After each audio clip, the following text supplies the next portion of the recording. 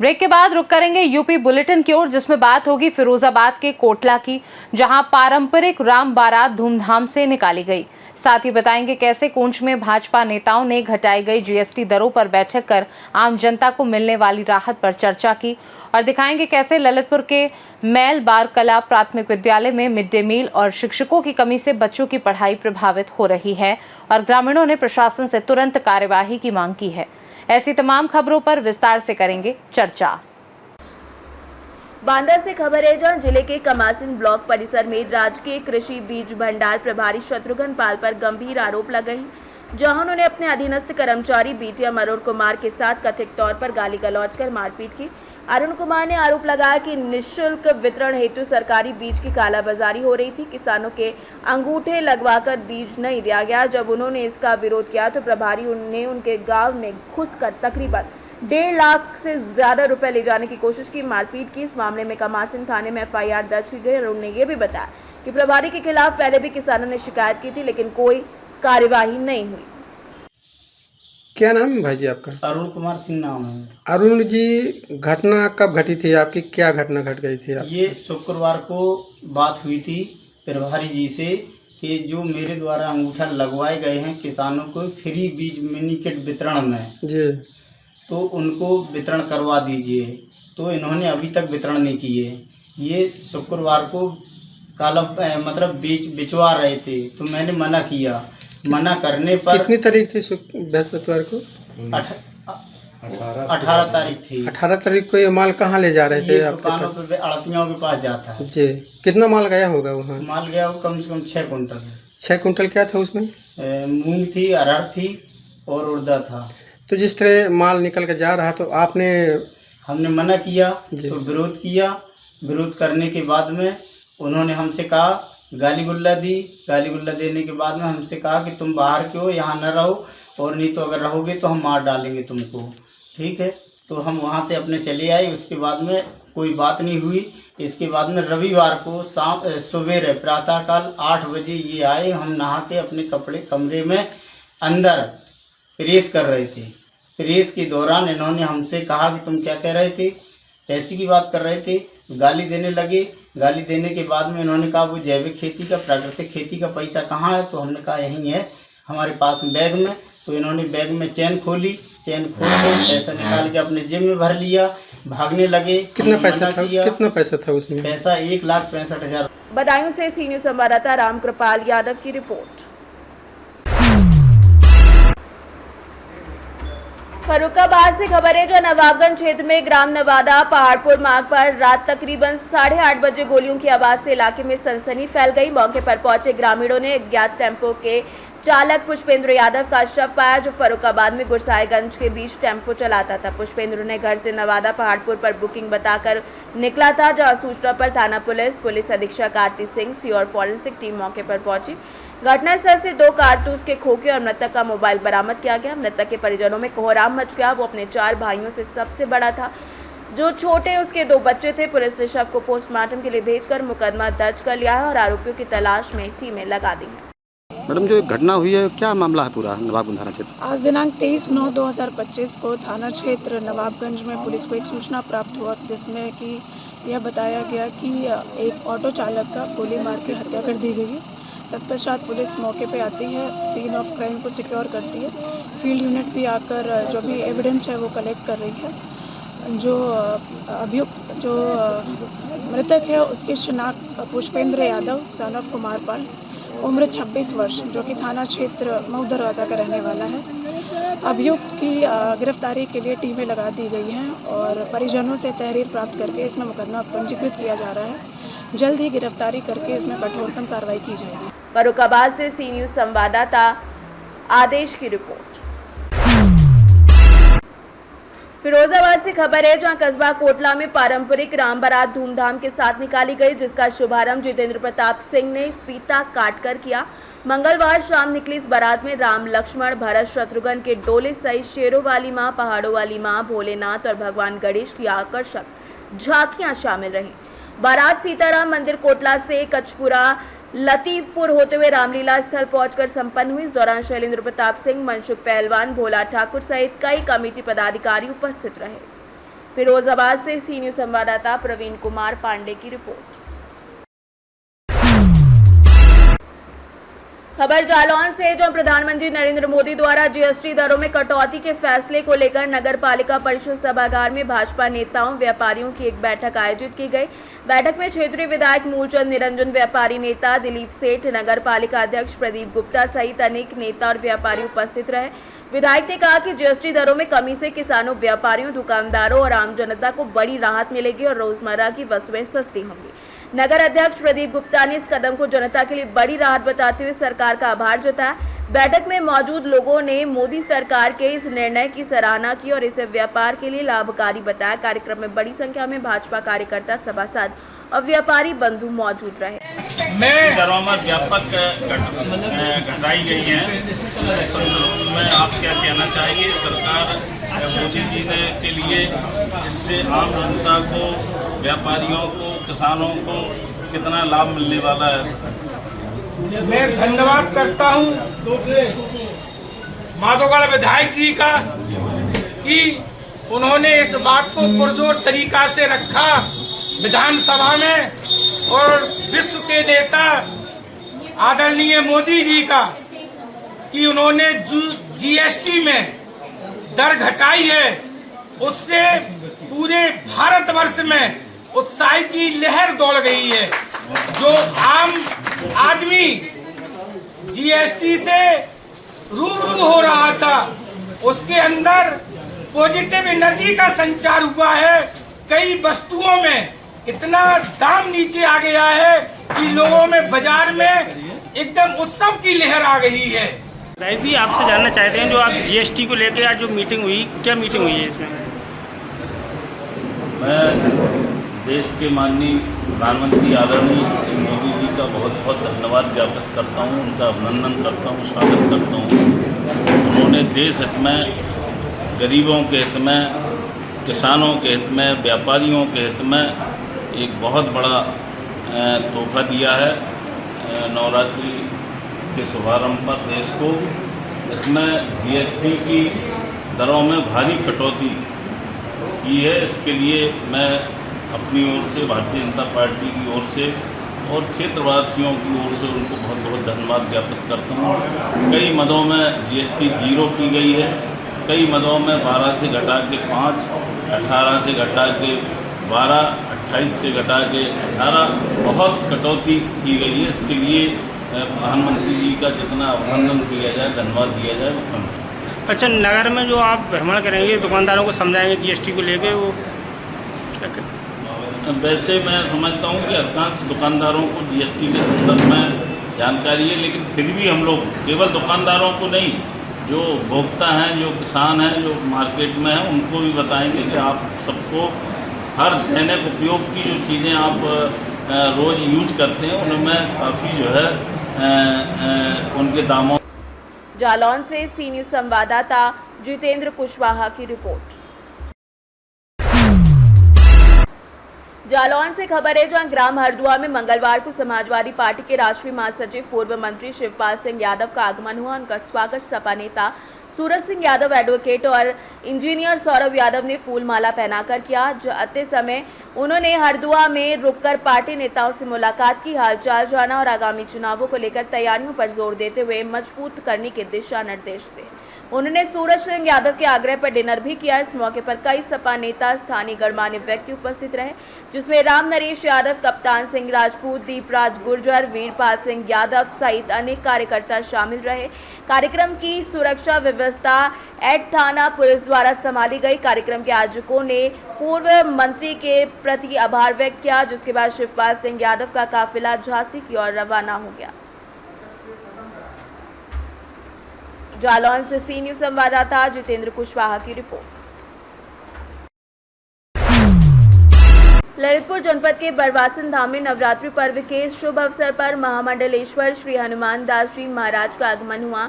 बालाबेहट स्थित विंध्याचल पर्वत पर विराजमान विंध्यवासिनी माता, महिषासुर मर्दिनी माता, महाकाली हनुमान जी सरकार और भैरव देव के दिव्य दरबार में नवरात्रि श्रद्धालुओं की भीड़ उमड़ रही है। 9 दिनों तक चलने वाले इस आयोजन में माता के विभिन्न रूपों की पूजा की जा रही है, जिसमें तीसरे दिन माता चंद्रघंटा की पूजा संपन्न हुई। जगत गुरु श्री रामानंदाचार्य स्वामी राजीव लोचनाचार्य जी महाराज के शिष्य महामंडलेश्वर श्री हनुमान दास जी के सानिध्य में यह आयोजन हो रहा है। मंदिर प्रबंधक पंडित राम गोपाल देवलिया ने बताया कि ओंकारेश्वर धाम से आए ब्राह्मण आचार्य गया प्रसाद मिश्रा विधिवत पूजन अर्चन करवा रहे हैं, जो पूरे 9 दिनों तक जारी रहेगा। मंदिर पर दुर्गा सप्तशती का पाठ श्री गया प्रसाद मिश्र द्वारा किया गया। उसके पश्चात दोपहर 1 बजे हवन पूजन हुआ और माँ की आरती की गई। इसके पश्चात ओंकारेश्वर से पधारे महामंडलेश्वर श्री हनुमान दास जी द्वारा दुर्गा सप्तशती का पाठ वहाँ से आए हुए पंडितों द्वारा किया गया। उसके पश्चात शाम को एक दुर्गा सप्तशती के ऊपर एक विशाल यज्ञ किया गया, जिसमें प्रत्येक श्लोक पर एक आहुतियाँ दी गईं। जो बड़ा सुंदर कार्यक्रम ये रहा। विशाल पंडाल में ये कार्यक्रम आयोजित हो रहा है। दर्शकों को बैठने के लिए उचित व्यवस्था की गई है। इसके पश्चात यहाँ फलिहार व चाय की निःशुल्क व्यवस्था सभी दर्शनार्थियों के लिए की गई है। इस प्रकार ये कार्यक्रम पूरे नवरात्रि के 9 दिनों तक इसी प्रकार चलता रहेगा। जनता से आग्रह है कि वो आएं और इस धार्मिक अनुष्ठान में भाग लेकर के अपने जीवन को। ललितपुर से सी न्यूज़ संवाददाता महेश नागाइच की रिपोर्ट। ललितपुर में स्वच्छता ही सेवा अभियान 2025 के तहत नगर पंचायत महरौनी द्वारा 2 दिवसीय स्वास्थ्य प्रशिक्षण शिविर का आयोजन 22 से 23 सितंबर को किया गया। शिविर में सामुदायिक स्वास्थ्य केंद्र महरौनी की टीम ने सफाई मित्रों और कर्मचारियों का निःशुल्क स्वास्थ्य परीक्षण किया और आवश्यकता अनुसार दवाएं भी वितरित की। Sugar, BP, malaria, typhoid, AIDS और रोगों से बचाव की जानकारी दी गई। कार्यक्रम में नगर पंचायत अध्यक्ष नीलम बड़ौनिया, अधिशासी अधिकारी साक्षी साहू, चिकित्सक डॉक्टर रुपेश कुमार और अन्य स्वास्थ्य कर्मियों सहित नगर पंचायत के समस्त कर्मचारी मौजूद रहे। यह है देखियो ग्राम मैलवारा कला के मंजरा टपरियन दलित बस्ती का विद्यालय, प्राथमिक विद्यालय टपरियन, जिसमें लगभग 50 बच्चे पंजीकृत होते हुए भी यहाँ पर 30-40 बच्चे प्रतिदिन आते हैं। लेकिन एक अनुदेशक जो अस्थायी रूप से केवल ड्यूटी लगाई गई है, वो 30-40 बच्चों को क्लास में बैठार के समय निकाल रहे हैं। हम प्रशासन से ये मांग करते हैं कि इस विद्यालय के ऊपर थोड़ी नज़र रखी जाए, क्योंकि यहाँ पर किसी भी प्रकार की सरकार द्वारा चलाई जा रही योजनाएं कुछ भी नहीं है। यहाँ पर पिछले 10-11 दिन से मिड डे मील पूर्णतः बंद है और जो यहाँ के इंचार्ज प्रधानाचार्य हैं वो किसी भी व्यक्ति का फ़ोन तक रिसीव नहीं करती। आइए हम आपको सबसे पहले किचन दिखाते हैं कि किचन में यहाँ पर क्या क्या सामग्री है।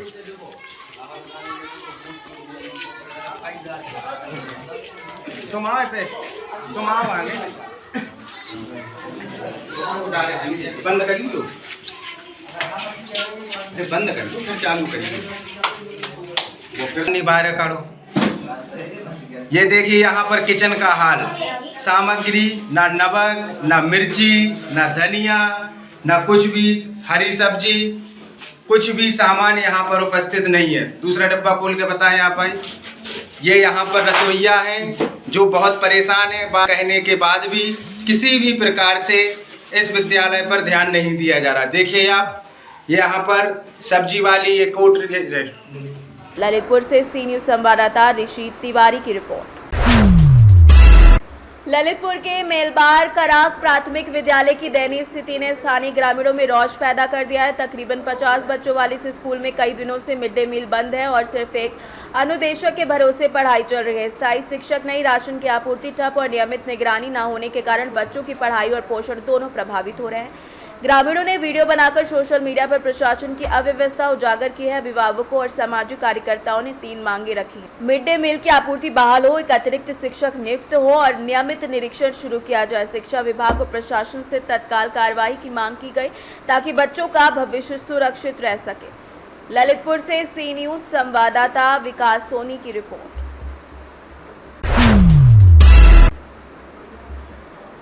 खबर ललितपुर से, जहां मोहल्ला नेहरू नगर वार्ड नंबर 3 के किसानों ने दबंग द्वारा खेतों तक जाने वाले रास्ते पर कब्जे के खिलाफ जिलाधिकारी को ज्ञापन सौंपा है।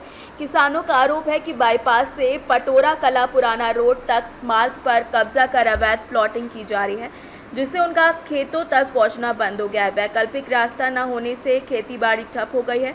किसानों ने तत्काल रास्ता खुलवाने, दोषियों पर कार्रवाई की मांग की है। प्रशासन की कार्रवाई पर नजरें सबकी टिकी हुई हैं। नाम है आपका? विवेक दरौनिया नाम है। किस वार्ड के पार्षद हैं? हम नेहरू नगर के पार्षद प्रतिनिधि हैं। मेरी धर्मपत्नी है। अच्छा, क्या मामले लेकर आप आए? मामला ये है कि ये लोग हमारे वार्ड के निवासी हैं, कुछ किसान भी हैं। इन लोगों के लिए पुराना रास्ता जो था बाईपास से तिराहे से सीधा निकलता था, पटोरा गांव तक के लिए जाता था वो रास्ता। वो कुछ महीनों से उन्होंने प्लॉटिंग शुरू की तो वो रास्ता बंद कर दिया।